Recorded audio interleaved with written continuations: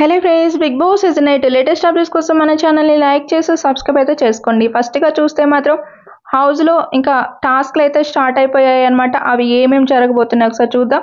Hotel task అంటే మనకి బాగా గుర్తొచ్చేది సీజన్ 5 సన్నీ చాలా ఎంటర్టైన్ అయితే చేస్తాడు సీజన్ 5లో. అలానే ఇప్పుడు సీజన్ 8లో కూడా హోటల్ టాస్క్ అయితే పెట్టబోతున్నారనమాట.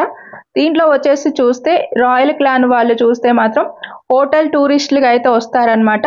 ఇక దీంట్లో ఓజీ క్లాన్ వాళ్ళు చూస్తే మాత్రం హోటల్ మేనేజ్మెంట్ అనేది చేస్తారు. ఇక ఇలా అయితే ప్లే అవబోతుంది అనమాట.